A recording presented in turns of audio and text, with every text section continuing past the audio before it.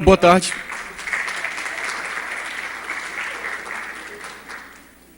Cores, sabores e valores. Boa tarde para todos e todas presentes. Estou muito feliz ao estar nesse espaço, participando desse momento, um evento a nível global, onde fala sobre ciência, fala sobre drones, fala sobre a nossa cultura local, fala sobre os nossos valores, fala sobre ciência, fala sobre tudo aquilo que o homem pode fazer para transformar o meio ambiente, ou o ambiente, seja para as coisas boas ou para as coisas ruins. O momento é um misto de emoção e um pouco de tristeza também. Estar nesse espaço de partilha de saberes, para mim, é muito legal porque eu fiz parte da construção dessa escola. No final do ano, acho que foi 2008 ou 2009, estava no IFE, junto da reitora Cibele Dayer, dentro desse projeto de expansão, e nós pensamos esse formato de escola. E, para mim, melhor ainda por se tratar de ser a escola criada no meu distrito, Guarulhos. Falar sobre isso é muito legal, porque, segundo estudos, em Guarulhos é hoje onde se tem o maior número de negros. Então, é uma parcela da população que carece de uma atenção maior por questões históricas, por questões ligadas à nossa cultura.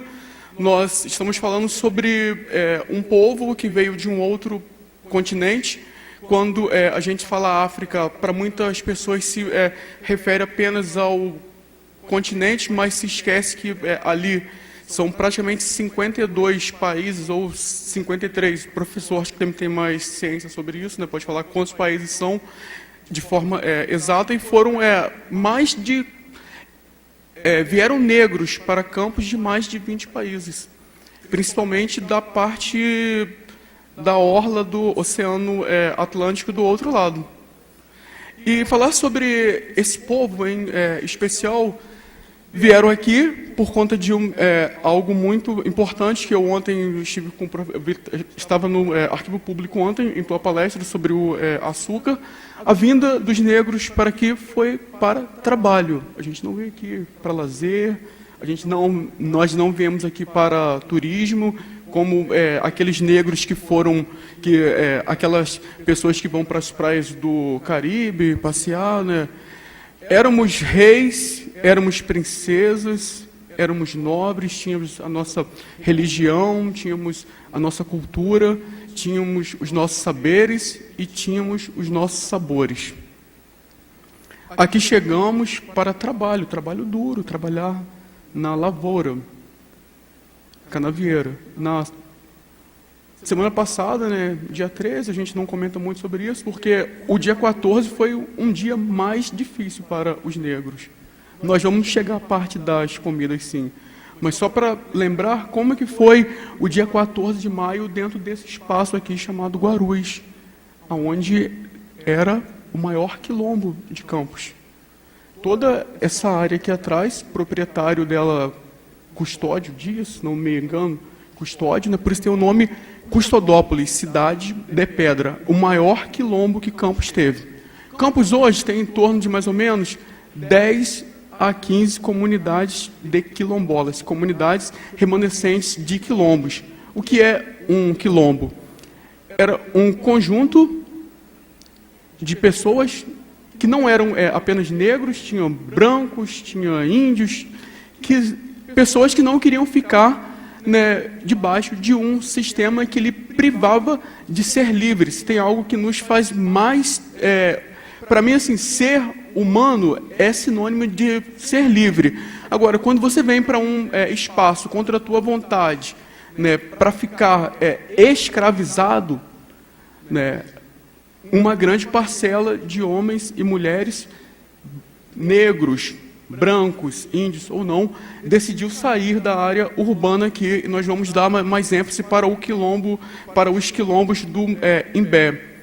Aleluia, Cambucá, Conceição do Imbé. Vamos falar sobre esses quilombos, porque esses foram os quilombos certificados pela Fundação Cultural Palmares, um órgão em Brasília que faz todo um estudo para ver se aquela comunidade preenche os requisitos para serem donos desse título, quilombola, porque tem leis específicas que regem esse povo. A tua cultura, os seus hábitos, mesmo sabendo que falar sobre quilombos em Campos é muito difícil ainda, porque o conceito de quilombola é algo que muitas vezes as próprias pessoas que lá residem dentro desses quilombos, eles não se aceitam como quilombos, né? Pela mudança da religião, pela questão da terra, enfim, já que falamos sobre terra, não tem como falar sobre o que eles comiam, que é isso que nos trouxe aqui.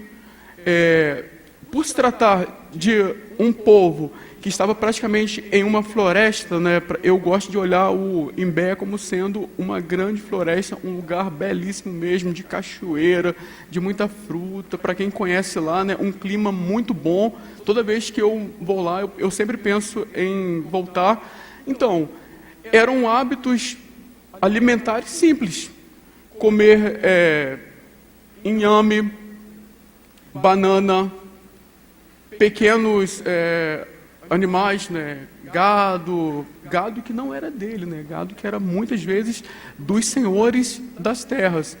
E vou falar da ênfase a um prato que é muito importante para aquela região toda, que é o prato chamado cantão. Cantão, o que é? É um purê de banana verde com uma carne bovina. Hoje utiliza-se muito a carne seca.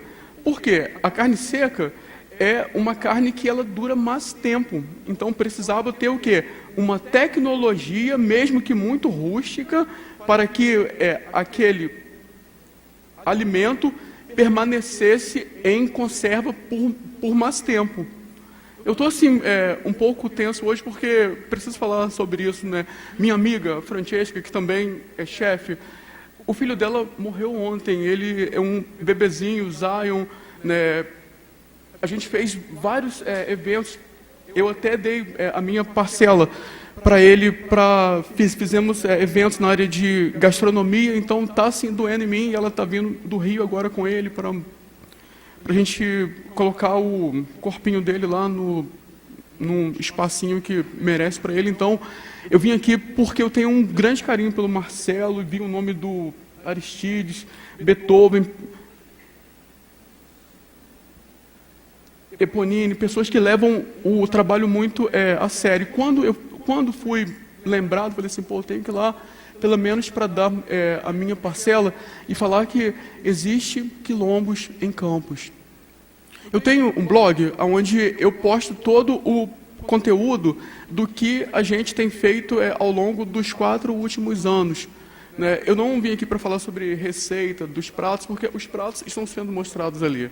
Né? Os chefes que trabalham comigo estão ali. Os alimentos estão ali. As cores. Só não temos os sabores aqui, né? Porque é muito estranho para a gente que é chefe de cozinha estar em um espaço onde não tem as panelas dispostas aqui. Porque quando eu vi aquelas cerâmicas ali, eu falei, gente, pelo menos ele já está mostrando algo que faz parte da cultura do negro. Por incrível que pareça, o negro também trabalhava cerâmica. O primeiro ato de ciência que eu entendo assim que o homem parou e pensou que foi criar o fogo, mudou praticamente, né, a nossa forma de viver, os nossos hábitos, os nossos sabores, né, gerar fogo, né, aquecer uma cerâmica para estar cozinhando, foi algo mostrado ali, né, os tipos de ingredientes, os tipos de temperos usados. Quando a gente fala sobre comida de quilombo, a gente não fala sobre comida afro-brasileira, que é praticamente mais comum para o Nordeste, onde utiliza azeite de dendê. A nossa comida de quilombo aqui, ela é composta de menos de 10 ingredientes. Por quê? As coisas que eram disponíveis para aquele espaço da floresta. Banana, inhame, talvez chuchu, pequenos animais, né? Não tem assim azeite de dendê, ervas finas de outros países, porque eram negros fugidos, pessoas que estavam saindo do meio urbano aqui, das grandes fazendas para dentro da mata. Então, assim, eram pratos que não tinham aquele glamour todo, como a gente fala sobre os pratos franceses, os pratos ingleses, italianos. O que a gente procurou por meio do nosso projeto Cores, Sabores e Valores? Trazer a cozinha dos quilombos para dentro de uma escola como essa aqui, que eu já fiz lá no Campus Centro, oficinas na UENF, no Arquivo Público em Tocos, para quê? Com o objetivo de preservar a cultura de um povo, o povo negro, que essa escola, esse modelo de escola profissional, é bom lembrar porque foi projeto de um presidente que era negro, o Nilo Peçanha, aqui de Campos. Então, dá para a gente poder falar sobre comida em um evento de tecnologia de ponta, porque eu fiquei aqui olhando os drones ali voando, tenho 2 filhos, Ernesto e Bernardo, que são fascinados por drones, eles gostam de carros, celular, tablet, eles jogam o tempo todo. O professor Eric estava falando aqui agora há pouco de celular, eles ficam o tempo todo no celular. Se não tiver um break, uma pausa para eles, eles ficam jogando o tempo todo. E eu gosto também que eles participam comigo de momentos como esse, deles conhecerem um outro lado da família deles, porque a gente vive o extremo. A minha família, descendentes de negros, meus tetravós foram escravos aqui em Campos, oriundos da usina do Queimado, e a mãe deles é filha de portugueses que são proprietários de grandes extensões de terra onde planta-se cana de açúcar. Então, assim, eles são filhos de uma grande mistura em Campos. Então, é muito mais fácil para eles conhecerem os hábitos da comida portuguesa. Mas eu procuro mostrar quais eram os hábitos dos meus avós, que são coisas talvez um pouco mais simples, mas que têm muito sabor. Eu gostaria muito que, num outro momento, a gente tivesse aqui uma grande mesa aqui disposta com todos os ingredientes para a gente poder preparar todos esses pratos que estão passando ali. Preparando o cantão, preparando canjiquinha, preparando a carne moída, preparando uma grande moqueca.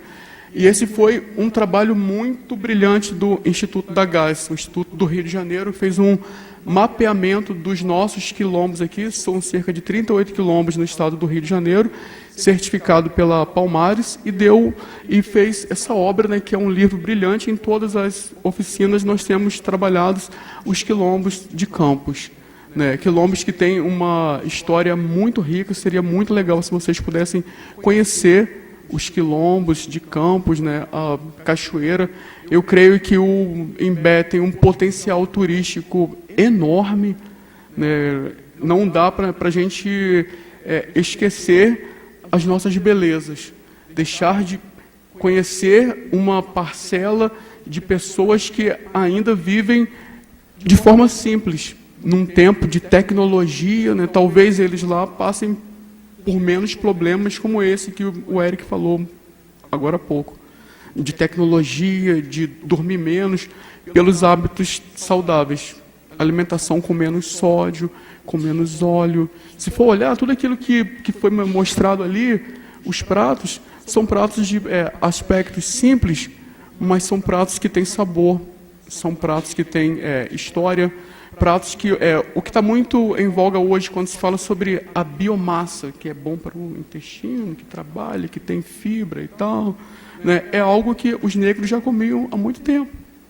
A banana é algo que está presente nos hábitos alimentares dos povos afros brasileiros, né? É algo que faz bem para a saúde.